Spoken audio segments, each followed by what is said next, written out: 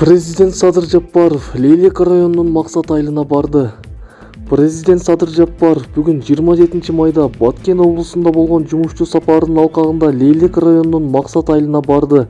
Бул тууралуу президенттин аппараттын басма-сөз кызматынан билдиришти.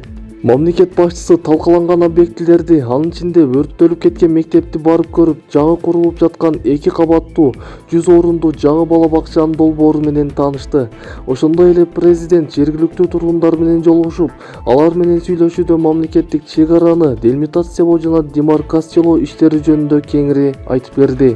Анын айтымында бул маселенин чечилиши аймактын туруктуу социалдык-экономикалык өнүгүүсүнө түздөн-түз байланыштуу.